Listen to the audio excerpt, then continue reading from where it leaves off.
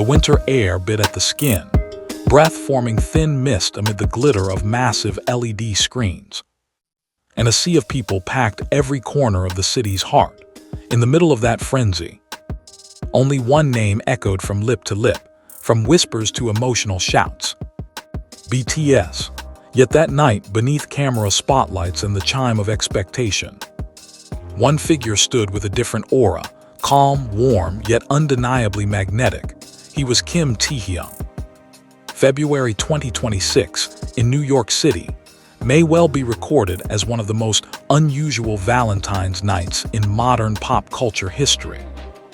Not because of lavish parties or exclusive celebrity galas, but because of a moment that felt simple, yet deeply meaningful. Amid the neon glow and digital billboards of Times Square, Taehyung stepped forward, gazed at thousands of fans holding their breath, and gently said, "Happy Valentine's Day." That was all. No fireworks exploded, no confetti rained from the sky. And yet, somehow, thousands fell silent at the same second, as if the world had briefly stopped turning. Korean entertainment portals called it the Valentine that changed the narrative. And indeed, there was something different about that night. It was not merely a surprise appearance, but a cultural statement that seemed to transcend the stage. Art and cultural observers from around the world, from Paris to Tokyo, from Los Angeles to Seoul, suddenly found themselves discussing the same question. How could such a simple gesture carry such vast global resonance? Taehyung, known for his warm baritone voice and distinctive artistic taste, has always had a unique way of touching the public's emotions. But in Manhattan that night, he seemed to reveal a new chapter of his influence. One by one, red roses were handed out to army filling the location. Hands reached out, some trembling with emotion. Cameras captured faces flushed not only from the cold, but from feelings difficult to put into words. In the midst of the romantic atmosphere, a small detail emerged that would spark global discussion. Some of the roses could not be plucked. At first, many assumed it was simply part of the stage props. But when fans tried to pull them and truly could not, the mood shifted into a mix of laughter, confusion, and curiosity. The message that followed felt poetic, that not all love can be held, yet it can still be felt. This simple symbolism triggered lengthy analysis across international media. A contemporary art curator in Berlin described it as a clever and subtle performative act.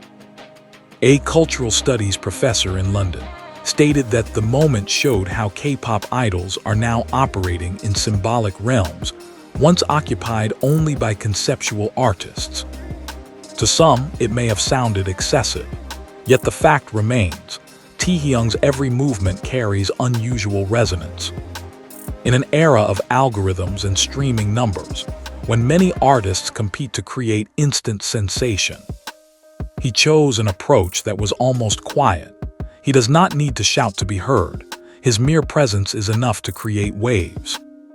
It is no surprise, then, that industry observers in the United States viewed that night as a reaffirmation of BTS's, particularly Taehyung's, position at the center of global cultural conversation. The Asian wave is no longer on the margins. It stands equal, even leading the current. In a city often called the capital of global cultural capitalism, a South Korean artist stood in the spotlight and silenced thousands with a single gentle sentence. That was no coincidence. It was a symbol of changing times. Yet the story of February 2026 did not end with roses and Valentine's wishes. Amid the euphoria, another of Taehyung's remarks drew attention. In a casual conversation, he mentioned his admiration for Gene Dawson. For fans of alternative music, the name has long been synonymous with wild explorations between distorted rock, raw rap, and dark emotional pop. But when the name left the lips of a BTS member, the effect felt different.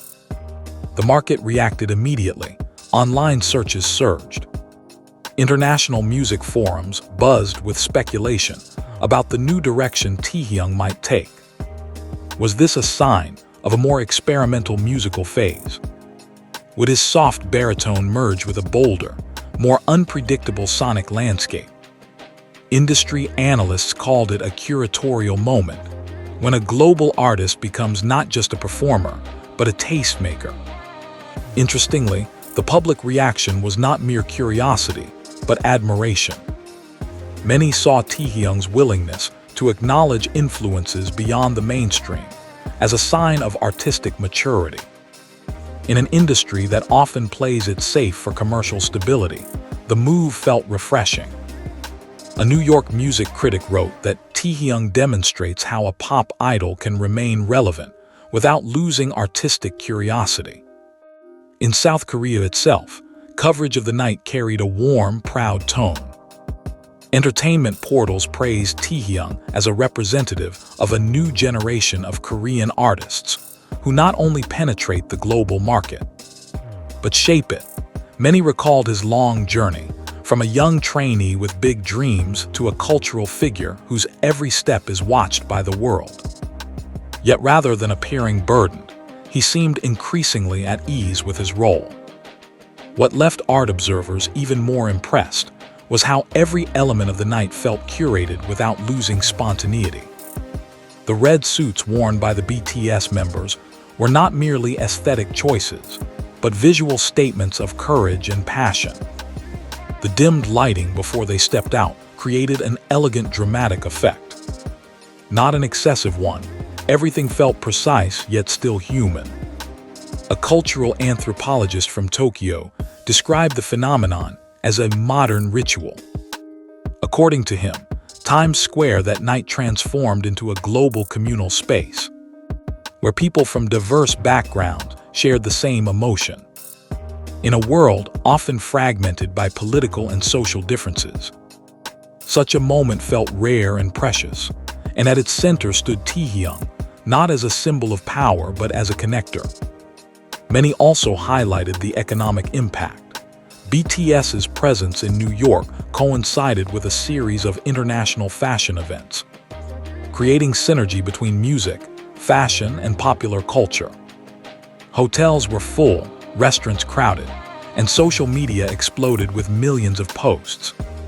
Yet behind the numbers there was something deeper, a sense of connection. For the army who attended in person, the night was not merely a spectacle, but a personal experience. Many admitted they felt seen and valued. A simple greeting became a reminder that behind the global scale, the relationship between artist and fan remains intimate.